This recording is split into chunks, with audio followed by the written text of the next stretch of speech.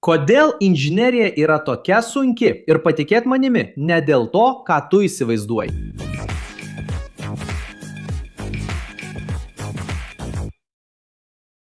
Kalbėk daugiau apie inžineriją. Šiandien kalbėsime apie temą, apie kurią daug kas kalba, bet tik nedaugelis iš tikrųjų supranta. Kodėl studijuoti inžineriją yra taip sunku? Ir įdomiausia tai, kad pagrindinė priežastis nėra būtent ta, kurią dauguma žmonių įsivaizduoja. Visi kalba apie sudėtingus skaičiavimus, milžiniškas formulės, pažangią matematiką, bet ar tik tai? Ar sunkumai slypi tik pačioje medžiagoje? Pažvelkime įdomis, nes atsakymas yra kur kas įdomesnis ir galbūt net žmogiškesnis, nei atrodo iš pirmo žvilgsnio. Iš karto negalima to paneigti. Inžinerija garsėja kaip viena sunkiausių studijų programų ir duomenys tai tikrai patvirtina. Visame pasaulyje inžinerijos studijos dažnai yra tarp tų, kuriuose vidurkiai yra žemiausi ir kur studentai turi daugiausiai mokytis už auditorijos ribų. Bet kodėl taip yra? Ar tik todėl, kad medžiaga sudėtinga? Ar yra kažkas daugiau nei tik turinys, kas priverčia tiek daug žmonių prakaituoti iš baimės? Būtent šį klausimą šiandien ir noriu panagrinėti. Mano tikslas nėra tavęs atgrasyti, o padėti aiškiau suprasti inžineriją ir svarbiausia, geriau pasiruošti. Kad pokalbis būtų aiškesnis, suskirstykime tai į 3 pagrindinės priežastis, kodėl inžinerija yra sunkesnė nei atrodo. Kad pokalbis būtų aiškesnis, suskirstykime tai į 3 pagrindinės priežastis, kodėl inžinerija yra sunkesnė nei atrodo.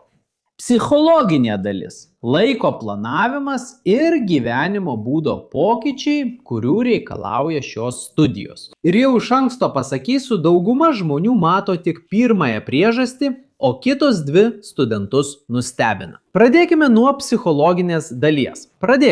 Kai kas nors galvoja apie sunkumus inžinerijoje, dažniausiai galvoja apie tokius dalykus kaip matematinė analizė, fizika, mechanika, termodinamika ir žinoma, šios temos reikalauja loginio mąstymo. Bet ar tikroji sunkumo priežastis slypi tik pačios medžiagos sudėtingume, ar vyksta kažkas giliau?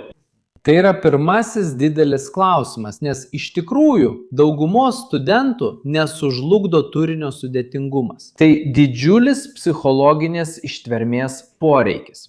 Tai ne tik suprasti teoriją, bet ir praleisti ilgas valandas mokantis, praktikuojantis, tobulinant įgūdžius, kol ta idėja pagaliau iš tikrųjų įgauna prasmę.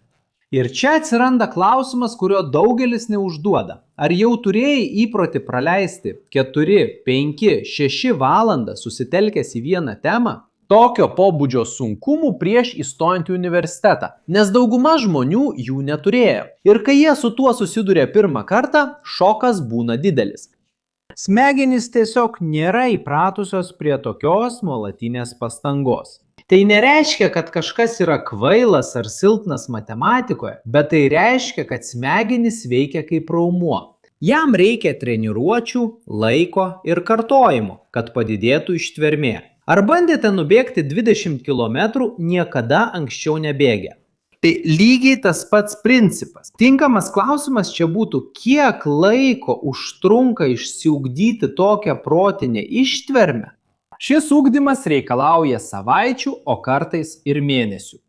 Šio proceso metu daugelis studentų, kurie vidurinėje mokykloje turėjo puikius pažymius, supranta, kad problema nėra intelektas, o įprotis ir nuolatinės pastangos. Ir tai daug ką paaiškina, kodėl tiek daug mokinių, kurie mokykloje visada buvo laikomi genijais, labai nustemba pradėję studijuoti inžineriją. Jiems niekada nereikėjo tiek daug valandų iš eilės išlaikyti pastangų. Jei tai yra psichologinė dalis, antrasis sluoksnis yra tvarkaraštis. Ir čia kyla kitas svarbus klausimas. Kaip įtraukti vieną iš sudėtingiausių kursų į jau ir taip užimtą kasdienybę? Kodėl?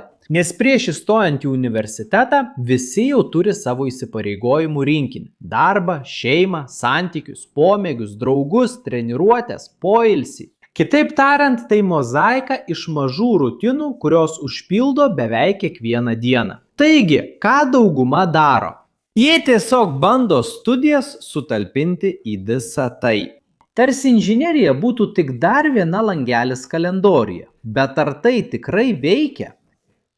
Dažniausiai ne. Dauguma studentų sunkiai supranta, kad inžinerijos neįmanoma tiesiog sutalpinti. Ji turi pakeisti kitus dalykus. Ir čia prasideda skausmas, nes kažko reikia atsisakyti, kad atsirastų laiko reikalingoms studijų valandoms. Ką tu pasirenki? Mažiau laiko su draugais, mažiau valandų žaidimams, mažiau poilsio laiko. Tai sunkus klausimas ir kadangi niekam nepatinka aukoti tai, ką myli, prisitaikymo šokas dažnai būna sunkus. Planas, kuris veikia prieš universitetą, paprasčiausiai nebeveikia. Rutina turi būti perkurta, o tam reikia disciplinos ir savęs pažinimo. Tačiau jei laiko klausimas jau yra sudėtingas, trečiasis sluoksnis galbūt yra pats sunkiausias iš visų. Gyvenimo būdas prieš universitetą. Dauguma žmonių gyvena lengvesnį kasdienį gyvenimą. Turi daugiau laisvo laiko poilsiui, reguliariems pomėgiams, laisvę daryti dalykus tada, kai norisi. Tačiau inžinerija pakeičia tai, aplinka sukasi visą dieną. Klausimas tampa toks. Ar esate pasiruošęs visiškai pertvarkyti savo gyvenimo būdą, kad mokslai taptų prioritetu? Nes inžinerija reikalauja ne tik organizuotumo, bet ir pastovumo. Reikalauja, kad mokslus iškeltumėte į pirmą vietą, net kai esi pavargęs, net kai tema nėra tavo mėgstamiausia, net kai atrodo, kad niekas nelenda į galvą. Būtent tada daugelis pajunta emocinį smūgį. Jausmą, kad praranda dalį anksčiau turėtos laisvės. Ir tai yra susidūrimas tarp to, kas buvai, ir to, kuo turi tapti. Ir tai visiškai nesusiję su formulėmis, skaičiavimais ar lygtimis. Tai apie tapatybę, tai apie supratimą, kad sunkus kelias reikalauja stipresnės ir brandesnės tavo versijos. Ar esi pasiruošęs atsisakyti tam tikrų dalykų, kad sukurtum kitą save? Šis klausimas dažnai atskleidžia, kodėl inžinerija palaužė tiek daug žmonių. Ne dėl teorinio sudėtingumo, o dėl transformacijos kainos. Ir kai suprantame šiuos 3 sluoksnius, tampa daug lengviau pamatyti inžineriją tokią, kokia ji iš tikrųjų yra. Ne tik studijų sritis, bet ir asmeninio tobulėjimo procesas. Universitetas reikalauja, kad studentas pasikeistų ir tai yra nepatogu. Tačiau būtent ši transformacija ir suteikia šioms studijoms tokią galią. Būtent dėl to daugelis sako, kad inžinerija ne tik perteikia žinias, bet ir formuoja mąstymo būdą. Taigi, galų gale, kodėl inžinerija yra tokia sunki? Ar tai tik dėl turinio, ar todėl, kad ji reikalauja, jog augtumėte, keistumėtės ir tobulėtumėte? Galbūt svarbiausias klausimas yra, kiek esate pasirengęs pasikeisti, kad pasiektumėte šį tikslą.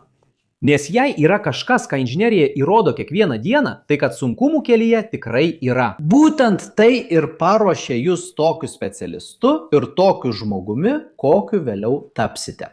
Jei šis vaizdo įrašas padėjo jums pažvelgti į studijas kitaip, užduotis įvykdyta. Tikslas čia nėra nieko atgrasyti, o padėti jums geriau pasiruošti. Nes inžinerija, nors ir sunki, turi neįtikėtiną potencialą atverti duris ir pakeisti jūsų ateitį. Taigi, giliai įkvėpkite, susitvarkykite ir rūpinkite savo tempu bei judėkite pirmin. Kelias sunkus, bet rezultatas tikrai vertas pastangų. Jei žiūrėjote iki šios vietos ir jums patiko šis vaizdo įrašas, nepamirškite užsiprenumeruoti, jei dar to nepadarėte, paspauskite patinka ir įjunkite pranešimų varpelį. Jei manote, kad mūsų turinys įdomus, apsvarstykite galimybę tapti nariu, kad padėtumėte mums ir toliau kurti turinį šioje platformoje ir būtumėte paminėti mūsų vaizdo įrašuose.